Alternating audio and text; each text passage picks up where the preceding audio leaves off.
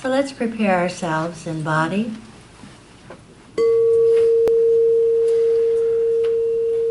in mind,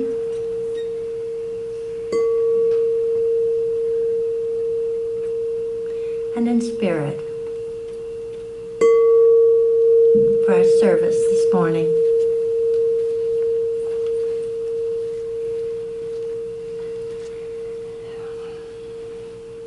Take time to be aware that in the very midst of our busy preparations for the celebration of Christ's birth in ancient Bethlehem, Christ is reborn in the Bethlehems of our homes and our daily lives. Take time, slow down, be still. Be awake to the divine mystery. It looks so common and so ordinary, yet it's wondrous and wondrously present. And let us turn within. And we recognize that this is a wondrous time. This is a time of remembering, of rebirthing that spirit that is so alive and expressing as each of us. Recognizing it again and rejoicing in it. Rejoicing in this birthing that is continuous in our lives as we begin to discover more and more of who we really are. And we celebrate that. We celebrate that in this wonderful season, and the season of giving, where we step into that place of giving and receiving. And we know that this is a wondrous time. It's wondrous, and it is also a time where we can claim our freedom. We can claim our freedom to be still, to let the busyness just fall away, and honor the truth that is being born within each of us. And so I'm so grateful for that this morning. I'm so grateful for this community of love in all the ways that it expresses here and throughout the world. So we are ever more aware of this in our own lives, in our families, in our community, and all about us. This is a time of love, of peace, of harmony, of joy, and we claim it. And so it is. Amen.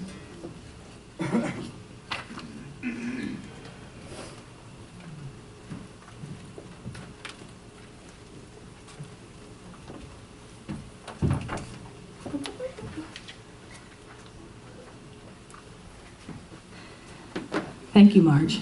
That was beautiful. And I really appreciated what you had to share at the beginning as you were running the announcement, because it really kind of ties in so perfectly. I think about this, prepare yourself. And the first thing that came in my mind as a singer was the song, Prepare Ye. Remember that song? Prepare ye the way. Well, that one, well, I mean, all of a sudden I was like, oh yeah. And we used to do that song here. I don't know if we will again, but we've done it in the past. And it brought up memories of my childhood when I was a little girl, and we practiced in the Catholic tradition. And Christmas time was so much fun for me. I remember being a kid, and after Thanksgiving, I don't know about you, but after Thanksgiving it was like, yes, only so many more weeks before Christmas break and Santa.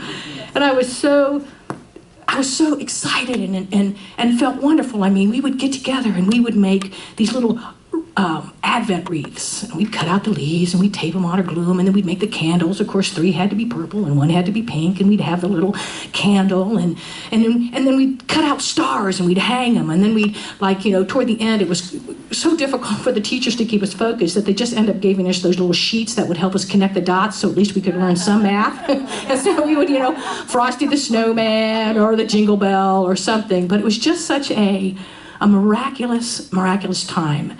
And one of my favorites was when I would go on Sunday morning or on Christmas morning, and then we would see in the manger the the baby Jesus in the cradle. And next to it was Santa kneeling and Santa's reindeer. And I just thought that was just so awesome. I'm like, two of my favorite things. It's like, how cool that they are together. You know, Santa and Jesus, he knows Jesus. Awesome. And I mean, things just felt really great. And it was just such a fun time. And in my spiritual journey, as I began to grow, my inner calling was moving me or causing me to look into other directions. And in the process of that, I found myself coming to this community eventually. And when I came to this community, I wondered, what do they do? What do they do at this time of year to celebrate? And the very first Christmas I had here, because we would alternate between here and Detroit for Christmas, they did the metaphysical Christmas story. And it was really powerful, and I was so grateful because it enabled me to really honor this tradition that I was passionate about, this story that at a time had meant so much to me. And it enabled me to learn, the metaphysical understanding of, Gabriel and Mary and Joseph, and then how they go to Bethlehem, and then they gave birth to the baby in the stable, and the wise men came, and the star, and then they had this trip into Egypt on their donkey, and it all had a part of a story that I remembered, but yet with a different understanding, a different way of looking at it. And I kind of liked it. Actually, I was very intrigued. But there was one part in that story that caused me to go, ooh, I like this, and ooh, is this a little sacrilegious? Because what it talked about, it was a wonderful point that Marge brought up in her prayer, was that love that surrounds us, which is the Christ, that Christ within us. And I'm like, the Christ within us? The only thing I knew that was Christ was Jesus. And that kind of made me go, okay. And there was a part of me that was like, okay. And then there was a part of me that was like, this is pretty intriguing. The Christ within. I'd like to learn more about that. And so over the course of time, I took classes and began to ask questions and to learn more about what they were talking about when they were talking about this Christ. And I want to share with you a writing that Ernest Holmes wrote. But before I do, one of the things that we talk about in this community with reference to Jesus was Ernest, in his writings, had tremendous respect, honor, and love and appreciation for that being, for Jesus. Not only Jesus the human, but Jesus the Christ. And you'll see if you ever look at any of the writings, especially the latter half of the Science of Mind textbook, it's parables, it's all about it. And even the formation of the prayer that we use had a lot to do with how Jesus would pray. So there was a strong connection and great respect, but there was the realization that rather than Jesus being the exception, Jesus was the great example. Jesus spoke to us, he would say, or it's reputed to have been said that you are like me. There's a couple of verses in the Bible. You are like me. This too and more shall you do. Know ye not that ye are gods. Okay, wow. All right, so there's that opening up and having the opportunity to do that dance, which allows me to say, okay, this is good. I want to go for this. This is kind of interesting. How do I deal with this? Well, I'm going to learn a little more. So it gave me that opportunity to move back and forth as I began to open up to new ideas and new ways of seeing myself, seeing life, and seeing God, seeing the source of my being. And here's a paragraph from an article that Ernest had written with regard to what he understood the Christ to be. And he often called it the Christ principle, the universal sonship, but you'd hear different names. But this is what he said in this paragraph. The Christ principle inherent in us, Christ, or the universal sonship, is the reality of every person. We neither create nor sustain it. It may only become revealed. Christ means the manifestation of God in us and as us, the universal sonship. Hence, this Christ is right within us and needs to be recognized and unified with. Now that's a powerful paragraph for me, and it fits so wonderfully with this talk, because what they're talking about in this talk, I need to find my, I'm going to grab Kyle's. Oh, wrong holiday. Oh well. What he was talking about as far as preparing yourself was what Marge alluded to in her prayer. Take time. Get quiet. Create a space within. And in the process of doing that, what happens is that this Christ that Ernest was talking about, the Christ that we often refer to, is that then starts to reveal itself not only as who we are, but as in life all around us. It literally is in and as everything. Because one of the teachings that we have here is the idea that in the beginning, in most traditions they say in the beginning is the what? God. God, the Word. We say first cause. Same thing, same concept. But when we think about that, in the beginning, then there was nothing preceding that. And God, in fact, first cause, source, whatever name we give it, didn't have itself and a bunch of building blocks. It didn't say, let me pick some sand here and some of this here. That which came forth from it. So everything that has come forth is that which is part of it. Kind of like that proverbial, I love this story when I first heard about the ocean and the wave, because that explains so perfectly to me this idea of being part of. And everything that I am is this wave, which is the ocean, but I'm not the whole ocean. But that which I am has as its very essence and being is the ocean.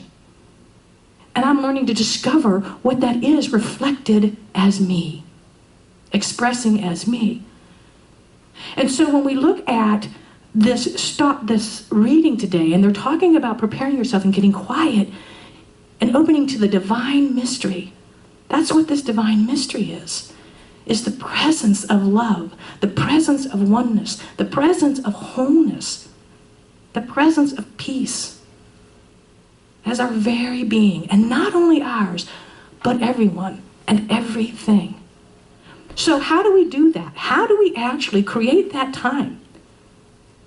You know, for me, it's difficult. I have a lot of energy. To sit quiet and meditate is a difficult thing for me. And I remember feeling bad about it. Until finally somebody who was very wise said to me, then don't stay still. Go for a walk. I would meditate when I would go to Laurel's class in yoga. I'd be gone. I'd be doing these yoga poses, and the next thing I know, it'd be, oh, it's over. You know, so it happens in many different ways, but what's happening is within me is arising a stillness, an awareness, an openness. And when that happens, it happens even when I'm doing dishes. Have you ever done dishes? And you know, you either have a choice of going, oh, man, dishes, or, oh, okay, what can I do with this to allow this to be an experience where I can become aware? And I would do that, and you turn the water on and you hear it, and you feel how the water goes from cool to warm to just that right temperature, and you get the soap suds going, and you see dishes go from dirty to clean, and how nice at times that you can also turn sideways and just put those things right in the dishwasher. And I find myself being very grateful for the person who created the dishwasher, you know, because now I have more time, and we're saving water. But what's happening in this process of awareness is just this joy. This joy. It's not this, you know, bad da da da da da da. It's just the subtle, you know, revealing. Or you go outside. Have you ever gone outside and gone for a walk and getting quiet? And when you get connected, all of a sudden you look and you start noticing how the colors of life are so much more brilliant. Blues are bluer, greens are greener. And you're like, oh. And there's just in this fusion of, wow. Or you pause and you look at a baby. I was listening to Scott, and I had to laugh. I'm going to bring you in because we were talking. He was sharing that he and his wife had the opportunity to care for their niece's baby, and he's 4 months old, and he has this habit of making bubbles. So at like 3 or 4 in the morning, Scott said he didn't cry at all, but all of a sudden you hear this. And And getting quiet and aware in the moment of the delight of that sound. You know, the experience of that living soul getting to know itself through noises. And so when we start to take time to be quiet, to just become aware, to pause in our daily time, then we give ourselves that opportunity that through the chaos, because this season can be a time of great chaos and very deep sadness for many, okay? So that when we take that opportunity for ourselves to go quiet and connect with that, then we can come from that in this time. And this time can bring up those experiences, those memories, and new ones of a beautiful season. And then what we can do in that love revealed, we can be that Christ, we can be that presence of love. So that in a world that is hurting, what we can bring to it is love and peace and joy and a remembrance of who it is that we all really are. So when you're going about this season and you find that you are in this difficulty of preparing, then know that you have available to you in this community individuals who are available to support you.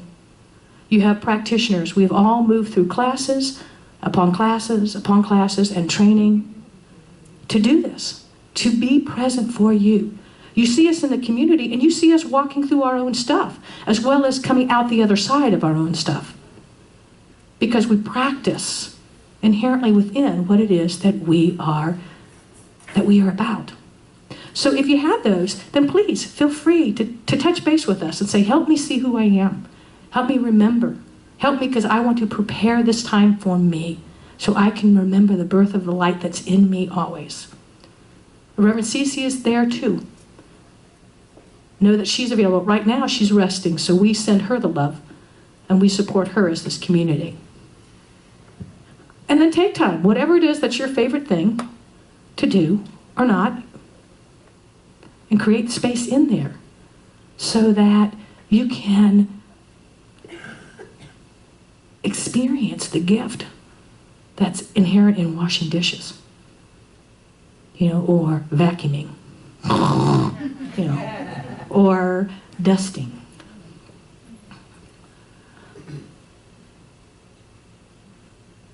And so what I want to do now is just in that space of remembrance, of creating, we're going to go into prayer. And we're going to take time to continue this process that has been started in this service. To continue the remembering. To continue creating the space.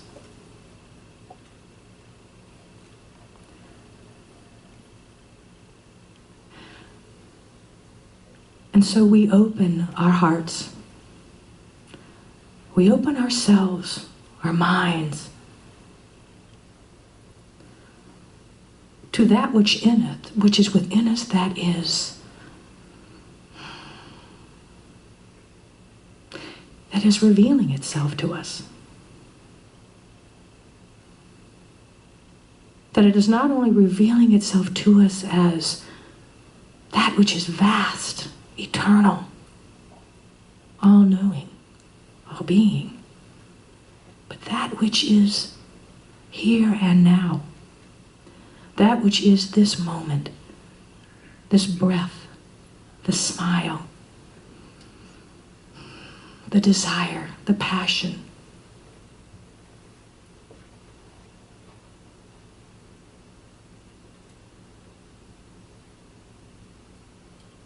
And we allow ourselves in this prayer to rest in that.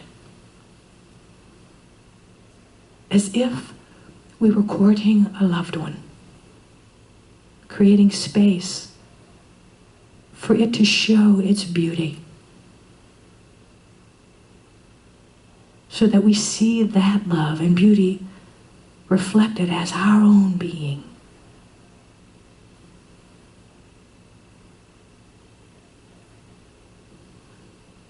And in this, we realize that no matter what is happening within a world that doesn't remember this, that we remember this. That we remember our wholeness. That we remember the love that we are. And we allow ourselves to just rest in it, to feel it, to know it, to be it. And that in that time and in that experience, just by simply reveling in the truth of the nature of our own being, then we see reflected to us that nature in all creation. And we bring that love, that knowingness, to this world. And we know it is that soothing balm, simply because that's what it is. Not by anything we have done, except to be available, present, and open, and willing. And so we give thanks. We give thanks for that. We just give thanks for it. And in deep gratitude and joy, we let it go to be reflected and expressed and experienced in wondrous ways, in simple ways, in gentle ways. However, it is to be expressed. And we simply say together, and so it is.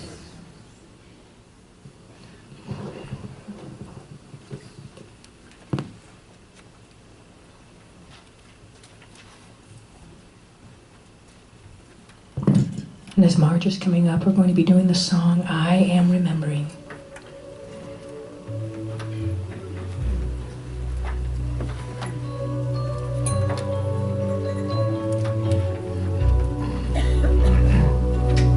I am remembering who I am. I am remembering who I am. I am remembering. I am remembering. I am remembering who I am. I am remembering who I am. I am remembering.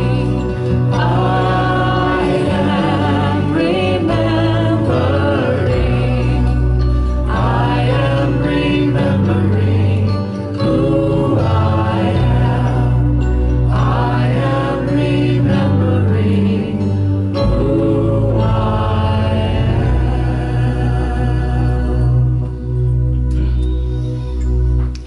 Now we have an opportunity to practice the law of circulation, that giving and receiving, to step into that stream of abundance.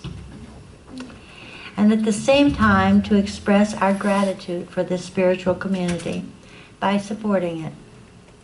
We're able to be here to do what we do solely because of your gifts and your contributions. Thank you. I invite you to take a moment to become conscious about your giving. Take your gift in your hands, your heart. Repeat after me. Gratefully I give with an attitude of abundance. Gratefully I give with an attitude of abundance. I know that as I give, so do I receive abundantly. I know that as I give, so do I receive abundantly. And so it is. And so it is.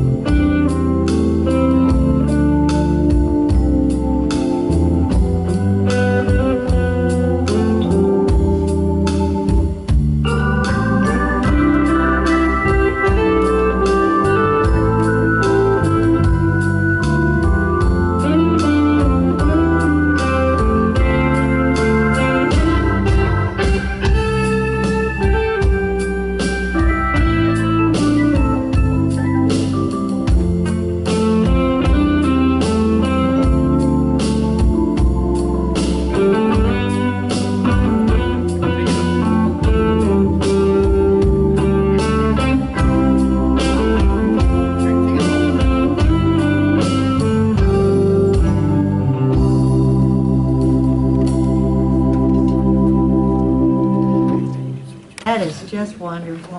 Thank you for bringing us all this wonderful music.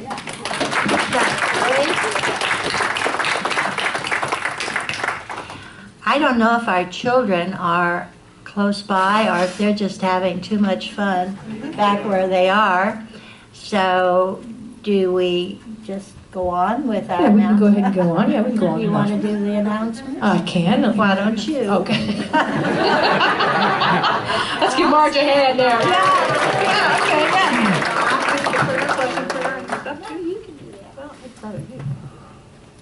Okay. Oh, no, thank you.